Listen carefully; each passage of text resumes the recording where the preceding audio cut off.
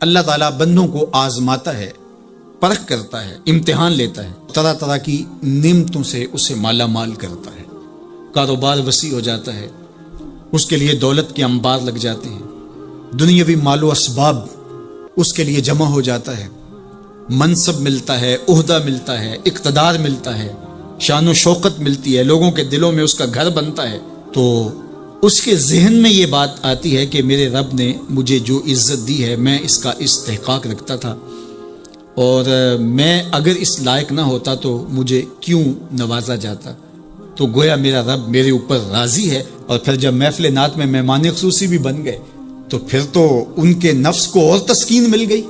جب پیر صاحب نے بھی ان کو ہی اہمیت دی تو پھر انہیں لگا کہ واقعہ ہی ہمارا رب ہم پہ راضی ہی ہے، تبھی تو ہمیں مذہبی طبقوں کے اندر بھی اہمیت مل رہی ہے، حالانکہ وہ جانتے ہیں کہ ہم نے یہ دولت کیسے حاصل کی ہے، وہ جانتے ہیں کہ ہمیں سجدے کی توفیق نصیب نہیں ہے، وہ جانتے ہیں کہ آج اس محفل میں مہمان خصوصی سے تو کل ہم شراب خانے میں تھے، انہیں پتا ہے، لیکن اس کی طرف توجہ نہیں جاتی، سوچتے نہیں ہیں، بلکہ وہ یہ سمجھتے ہیں کہ ہمیں یہ جو عزت مل رہی ہے یہ اللہ تعالیٰ کی طرف سے ہماری کسی قبولیت کی وجہ سے یہ عزت ہے، حالانکہ یہ ان کی آزمائش تھی، ان کا امتحان تھا۔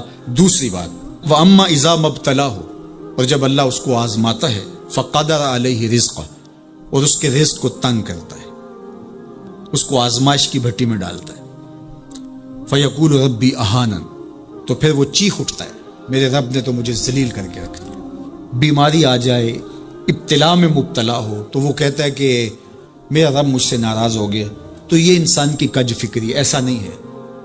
کسی شخص کو دولت کا دیا جانا یہ اللہ کی رضا کی دلیل نہیں ہے، اور کسی شخص کو غربت کے امتحان میں ڈالا جانا یہ اللہ کی ناراضگی کی دلیل نہیں ہے۔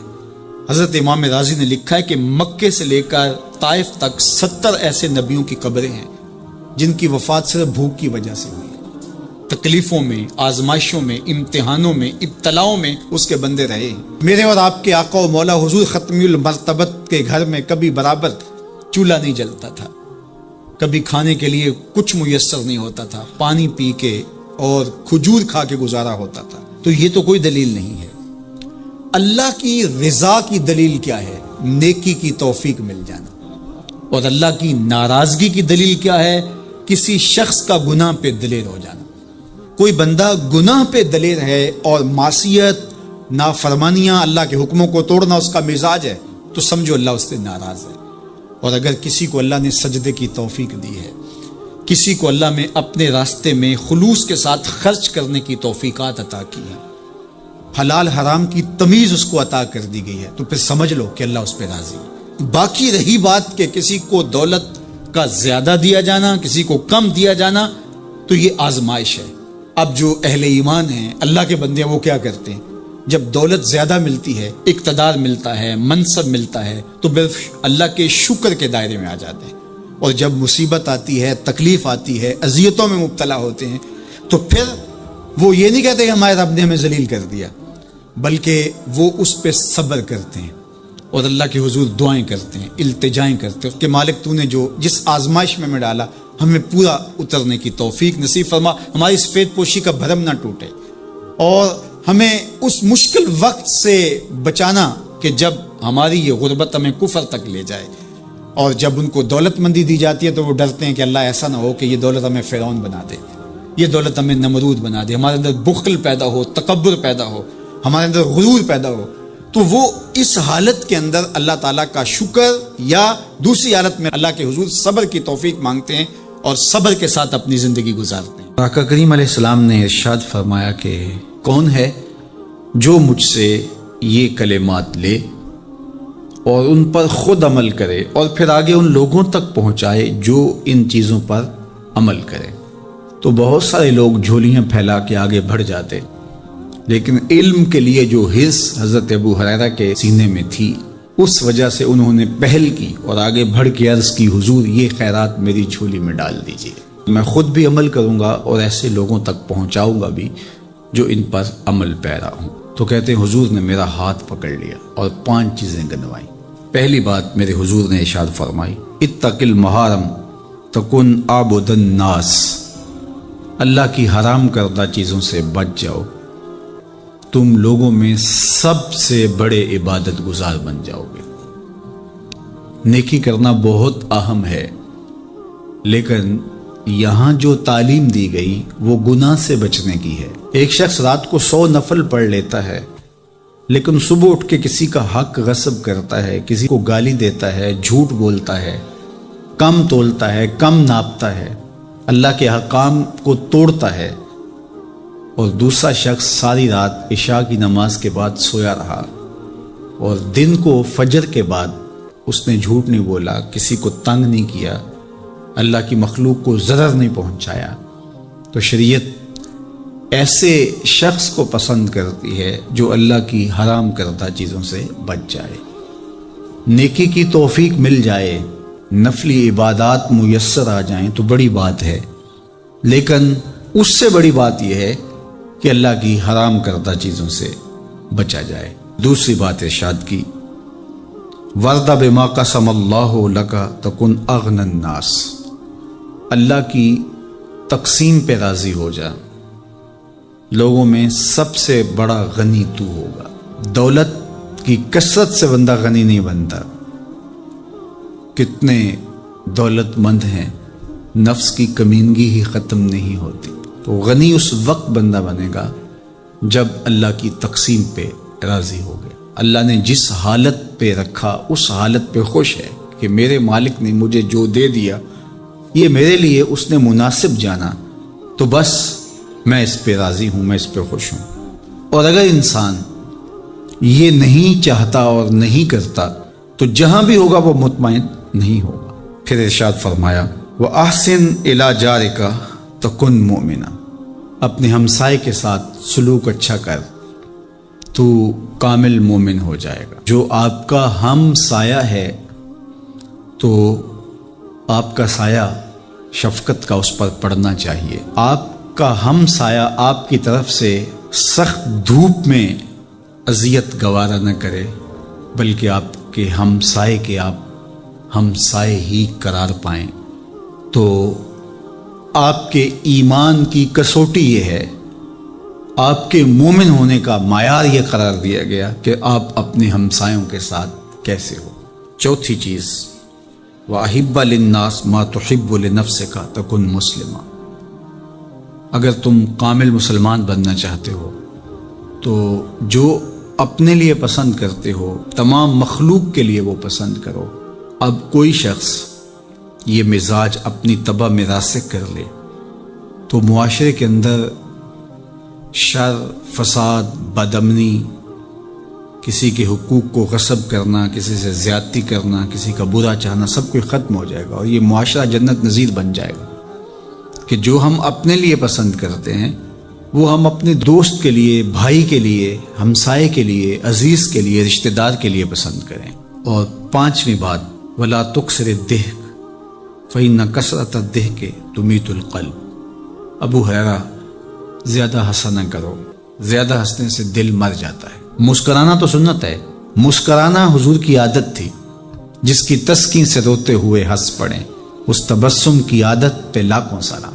مسکرانے کے بعد اگلا مرحلہ دہک کا آتا ہے، لیکن دہک کبھی کبھی حضور سے صادر ہوا، اور کہا یہ حضور علیہ السلام سے صادر نہیں ہوا، تو کہے سے منع کر دیا گیا۔ دہک کبھی کبھی ہو اور تبسم آپ کی زندگی میں شامل ہو۔ اللہ اس حدیث پاک کا نور ہماری روحوں میں اتار دے اور ہمارے باطن میں چراغاں کرے۔ کرونا وائرس کی وجہ سے پورے ملک کے اندر لاک ڈاؤن ہے، تو اس موقع سے بھرپور فائدہ حاصل کر کے ہمیں ذکر و فکر کی طرف آنا چاہیے۔ قرآن مجید کی تلاوت، کثرت نوافل، قضا شدہ نمازوں کی ادائیگی اور دیگر امور خیر بجا لانے چاہیے۔ اپنے ماں باپ کی صحبت میں بیٹھنا چاہیے، ان کی دعائیں لینی چاہیے، اپنے بچوں کے پاس بیٹھیں، اور بہت سارے اور امور جو ہم اپنی مصروفیات کے باعث پورے نہیں کر پاتے، تو یہ موقع ہے ان کو پورا کرنے کا۔ لیکن اس موقع سے ناجائز فائدہ حاصل کرتے ہوئے بہت سارے لوگ اپنے مکانوں کی چھتوں پہ دھاتی تاروں کے ذریعے پتنگیں اڑانے کے شغل میں مصروف ہیں، تو اس شغل سے خدا را باز آئیے یہ موقع ایک دوسرے کی مدد کرنے کا ہے، نصرت اور اعانت کرنے کا ہے، نہ یہ کہ مکانوں کی چھتوں پہ کھڑے ہو کے آپ خونی کھیل کھیلیں اور دھاتی ڈور کے ذریعے سے لوگوں کے گلے کٹیں اور لوگوں کو نقصان ہو۔ تو اس سے خدا را ہمیں خود بھی باز آنا چاہیے اور اپنے بچوں کو بھی اس سے روکنا چاہیے، ان کی حوصلہ شکنی کرنی چاہیے۔ ویسے بھی علماء نے کہا کہ یہ جو پتنگ کٹتی ہے تو بچے اس کو لوٹنے کے لیے دوڑتے ہیں اس کے پیچھے۔ تو عمومی طور پہ ہمارے ہاں یہ کہا بھی جاتا ہے کہ میں پتنگیں لوٹ رہا ہوں یا لوٹ کے لایا ہوں، تو شرعاً وہ اس کی ملک نہیں تھی تو وہ کیسے اس کو اپنے پاس رکھ سکتا ہے؟ تو یہ ایسا گناہ ہے جس کو گناہ نہیں سمجھا جاتا، اور بچپن میں معصوم ذہن پر لوٹ مار کا تصور اس سے ابھرتا ہے، اور آج وہ پتنگ لوٹ کے لایا ہے تو کل بڑا ہو کے بڑا لٹیرا بنے گا۔ تو یہ ماں باپ کو سوچنا چاہیے کہ پتنگ لوٹنے کا عمل لوٹنے کی ایک مشق ہے، اور بچہ اس کو کوئی برائی نہیں سمجھ رہا اور اس کو گناہ نہیں سمجھ رہا، حالانکہ یہ مال لقطہ ہے۔ اور اگر کسی نے پتنگ لوٹ لی یا ڈور لوٹ لی تو ہمارے فقہا نے لکھا ہے کہ 6 ماہ تک اس کا اعلان کرے، مالک کے نہ ملنے کی صورت کے اندر اس کو صدقہ کرے، وہ خود پھر بھی نہیں رکھ سکتا ہے چونکہ یہ مال لقطہ کے حکم کے اندر ہے۔ تو عمومی طور پہ ہم بچے کو بھی شاباش دیتے ہیں، اس کو بڑا دلیر قرار دیتے ہیں کہ اس نے اتنی پتنگیں لوٹی، آج اس کا یہ کمال ہے۔ تو میاں یہ بچوں کے نفسیات کے اندر لوٹ مار کے تصور کو راسخ کرنے کا ایک ذریعہ ہے پتنگ۔ اس نقطہ نظر کی طرف شاید کبھی کسی کی توجہ نہ گئی ہو، تو اس پہ بھی غور کرنے کی ضرورت ہے۔ میں تو یہ بات کہا کرتا ہوں کہ چلتی ہوئی ٹرالی سے یا ٹرک سے جو بچہ گنا لوٹتا ہے تو اس کو بچے کی بہادری اور فنکاری سمجھا جاتا ہے، لیکن آج جس نے گنا لوٹا ہے تو کل وہ ملک لوٹنے لگے گا، کل وہ اور کچھ بھی لوٹے گا۔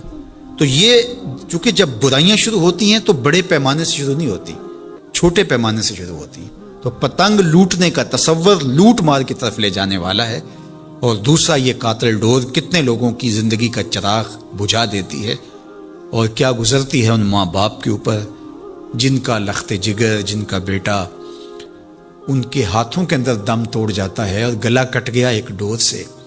اور ایسے واقعات ہم کتنے سنتے ہیں۔ تو میں گزارش کروں گا کہ اس خونی کھیل سے باز رہا جائے۔ اخلاقیات بھی اجازت نہیں دیتے، ہمارا ملکی قانون بھی اس کی اجازت نہیں دیتا، اور پنجاب پولیس بھی اس پر ایکشن کر رہی ہے۔ ان کے ساتھ تعاون کیجئے اور اپنے گرد و پیش کے ماحول کی انہیں خبر بھی کیجئے، خود بھی بچیے، اپنی اولادوں کو، بچوں کو بھی اس سے محفوظ رکھیے۔ اللہ آپ کی حفاظت کرے۔ والسلام علیکم ورحمۃ اللہ وبرکاتہ۔ قرآن مجید کا اسلوب بیان دیکھیے کتنا دل آویز اور خوبصورت، اور مذہب اسلام کی خوبصورتی دیکھیے۔ غریبوں کو، یتیموں کو، لاچاروں کو، اپاہج اور کمزوروں کو، بیوگان اور اراملہ اور مساکین کو مدد کرنا، ان کی اعانت کرنا، ان کو کھانا دینا، یہ تو سارے لوگ کہتے ہیں، لیکن قرآن نے کتنی خوبصورتی کے ساتھ ہمیں بتایا کہ مسئلہ کھانے کا نہیں ہے، مسئلہ ان کو عزت دینے کا ہے۔ اگر تم ان کو کھانا دیتے ہو اور تذلیل بھی کرتے ہو تو تم اللہ کی رضا کبھی نہیں پا سکتے۔ اللہ کی رضا تمہیں تب نصیب ہوگی جب تم ان کی عزت نفس کا خیال رکھو گے، ان کی تذلیل نہیں کرو گے، تم ان کی تصویریں سوشل میڈیا پہ اور اخباروں پہ ڈال کر کے ان کی تذلیل کا سبب اور ذریعہ نہیں بنو گے، تو پھر تمہارا رب تم سے راضی ہے۔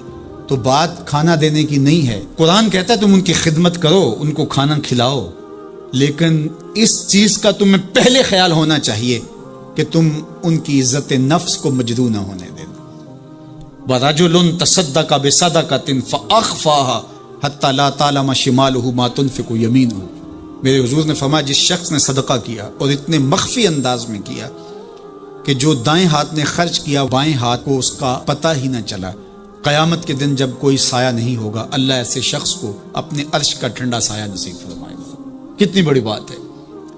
قرآن نے ہمیں سرًا و اعلانیہ دونوں طریقے بتائے ہیں۔ اعلانیہ بھی خرچ کر سکتے ہو، مخفی بھی خرچ کر سکتے ہو۔ لیکن اعلانیہ خرچ تم تب کرو گے جب کسی کی عزت نفس کا مسئلہ نہیں ہو. آپ مسجد کے لیے فنڈ مانگ رہے ہیں، کوئی بات نہیں، یہاں تو کوئی ایسا شخص نہیں ہے، لیکن کسی ایک شخص کو دے رہے ہیں تو پھر آپ کو اس بات کا خیال کرنا ہوگا، اس وقت پھر مخفی کرنا تمہارے لیے ضروری ہے. اسی طرح اگر تم ترغیب کے لیے کر رہے ہو تو کوئی بات نہیں ہے، لیکن اس میں بھی تم یہ خیال رکھو کہ ترغیب میں بھی کسی کا دل نہ دکھنے پائے، کسی کی تصویر نہ آنے پائے. ترغیب دلانے کے بہت سارے طریقے ہیں، لیکن ترغیب دلانے سے قبل اپنے دل سے سوال کر لو، ترغیب کے پیچھے چھپی ہوئی کہیں ریاکاری تو نہیں ہے؟ چونکہ ریاکاری جو ہے یہ کالے پتھر پر کالے رنگ کی چیونٹی چلے تو اس کی چال سے بھی زیادہ باریک ہے، تو یہ بڑی باریک چال ہے. تو بعض کا بندہ کہتا ہے میں تو ترغیب کے لیے کر رہا ہوں، لیکن اس کے پیچھے اس کا نفس کھڑا ہوتا ہے اور اس کے نفس پہ یہ شاک ہوتا ہے کہ وہ بغیر تشہیر کے کرے، تو وہ ترغیب کا نام لے کے اپنی اس ریاکاری کے اوپر ترغیب کا پردہ ڈالنا چاہتا ہے، لیکن ہوتی ریاکاری ہی ہے. تو یہ اپنے آپ سے پوچھے. بندے کو پتا ہوتا ہے کہ میں کہاں کھڑا ہوں. اقبال نے کہا تھا کہ ملا سے نہ پوچھ اپنے دل سے پوچھ. تو بندے کو پتا ہوتا ہے کہ یہ ترغیب ہے یا اس کے پیچھے چھپی ہوئی ریاکاری ہے، اور ریاکاری تھوڑی سی بھی اللہ کو قابل قبول نہیں ہے. حضرت ابو امامہ الباہلی رضی اللہ تعالیٰ عنہ فرماتے ہیں کہ میں نے حضور سے پوچھا کہ ایک شخص جہاد کرتا ہے اور اپنی جان وار دیتا ہے اور اس کا مقصد اللہ کے دین کو سر بلند کرنا ہے، لیکن اس کے ذہن میں یہ بھی ہے کہ چلو میری بہادری کے جھنڈے بھی لگ جائیں گے، تو کیا اس کو اس عمل کا صلہ ملے گا؟ تو میرے حضور نے ارشاد فرمایا فلا شیء لہ، اسے کوئی اجر نہیں ملے گا. اللہ صرف اسی عمل کو قبول کرتا جو محض اس کے لیے کیا جائے. تیرے عمل میں اخلاص ہو تو اس کا اجر کچھ اور ہے. حور و خیام سے گزر، بادہ و جام سے گزر. جو محض اس کی رضا کے لیے عمل کیا جائے وہی عمل ہے. حضرت معاذ بن جبل رضی اللہ تعالیٰ عنہ حضور کے روضہ انور کے پاس بیٹھ کے رو رہے تھے. حضرت عمر گزرے تو رک گئے. کہا معاذ رو رہے ہو؟ کہا کہ صاحب مزار کا ایک فرمان یاد آیا جس نے مجھے رلا دی. تو کہا وہ کیا فرمان تھا؟ کہا ایک دن حضور نے کہا تھا تھوڑی سی ریا بھی شرک ہے، تھوڑی سی ریا بھی شرک ہے. تو ضرور رکیے. آپ ترغیب کا نام لے رہے ہیں کہ میں ترغیب دینے کے لیے کر رہا ہوں، لیکن ذرا ایک لمحے کے لیے رک کے اپنے آپ سے سوال کر لیجئے، ترغیب کے پردوں کے پیچھے چھپی ہوئی کہیں ریا تو نہیں ہے؟ اگر ریا کہیں چھپی ہے تو عمل ضائع ہو گیا، عمل برباد ہو گیا. کیتی کتری پئی کھو محمد تے سکہ بنیا زردہ، سب کچھ برباد ہو گیا. اس لیے محض اس کی رضا کے لیے ترغیب بھی اگر آپ کی نیت ہے تو اس سے قبل اچھی طرح اپنے آپ کو جانچ لیں کہ ہم کھڑے کہاں ہیں. اللہ اکبر. تو کہا کہ کلا بل لا تکرمون الیتیم، تمہارا مسئلہ یہ ہے کہ تم یتیم کی تکریم نہیں کرتے ہو، عزت نہیں دیتے. حضور علیہ الصلوۃ والسلام نے فرمایا کہ مومن کا معاملہ بھی بڑا عجیب ہے کہ اسے اگر تکلیف ہوتی ہے تو اس پر وہ صبر کرتا ہے، یا اسے خوشی ملتی ہے تو اس پر وہ شکر کرتا ہے. تو دونوں صورتوں میں اللہ اس کو اجر عطا کرتا ہے، اور یہ صرف شان مومن کی ہی ہے کہ وہ مصیبت پر صبر کرے. بلکہ فرمایا کہ مومن کے پاؤں میں کانٹا بھی چبھتا ہے تو اس کا بھی اس کو اجر دیا جاتا ہے، اس کے درجے بلند ہوتے ہیں، اس کے گناہ معاف کر دیے جاتے ہیں، اس کی خطاؤں سے درگزر کر لیا جاتا ہے. لیکن یہ مشروط ہے اس تکلیف کو صبر کے ساتھ برداشت کرنے سے. اگر وہ واویلا کرتا ہے، ناشکری کے کلمات کہتا ہے، تو تکلیف تو ختم نہیں ہوتی لیکن اجر زائل کر دیا جاتا ہے. تو اس لیے ہمیں ہر صورت کے اندر صبر کے دامن کو مضبوطی سے تھامنے کی تلقین کی گئی ہے. اور اہل ایمان کو یہ بھی سبق دیا گیا کہ جب انہیں کوئی بھی مصیبت پہنچتی ہے تو وہ کہتے ہیں انا للہ و انا الیہ راجعون، کہ ہم اسی کے ہیں اور اسی کے حضور پلٹ کے جانا ہے. تو یہ وہ امر ہے کہ جو ان کی طبیعت کے اندر ٹھہراؤ پیدا کرتا ہے اور ان کی زندگیوں کے اندر اللہ تعالیٰ جل شانہ پر جو یقین ہے اس کا پتہ دیتا ہے. اگر مصیبت کو اللہ کی طرف سے سمجھ کے مان کے صبر کیا جائے، اس کو مقدور سمجھا جائے، اس پر واویلا نہ کیا جائے، اللہ کی نافرمانی کا کوئی کلمہ نہ بولا جائے، اپنے عقیدے میں تزلزل نہ آنے دیا جائے، اپنے رویوں کی خوبصورتی کو زائل نہ ہونے دیا جائے، تو اس کا مطلب ہے کہ وہ شخص مومن ہے. اس کا یقین ہے کہ یہ اللہ کی طرف سے ہے، تو پھر اس کے یقین کے صلے کے اندر اللہ اس کو پھر ہدایت قلب کا چراغاں نصیب کرتا ہے۔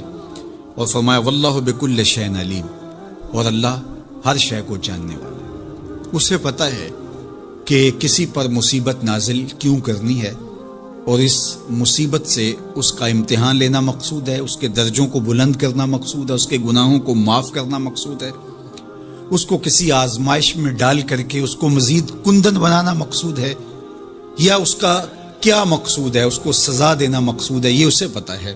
تمہارا رب تمہاری طرف آنے والی جو تکلیفیں ہیں ان کے اندر ہزارہا پنہا حکمتوں سے واقف ہے۔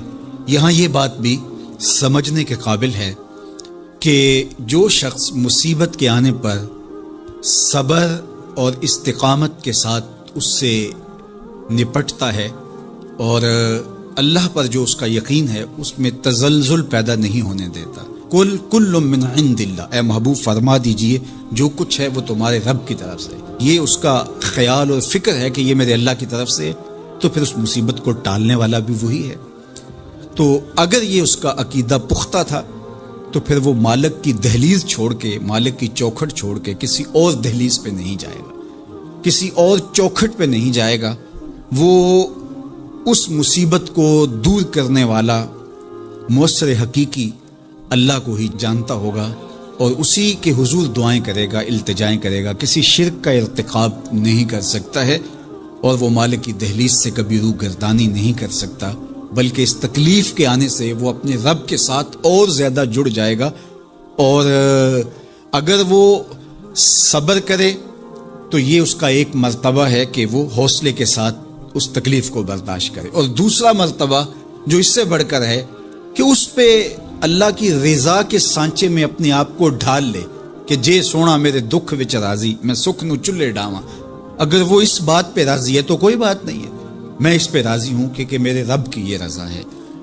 تو یہ دونوں چیزوں کا مل جانا، یا دونوں میں سے کسی ایک کا مل جانا، یہ اللہ کی طرف سے اس کو دیا گیا انعام ہے جو اس مشکل حالات میں اس کو حاصل ہوتا ہے۔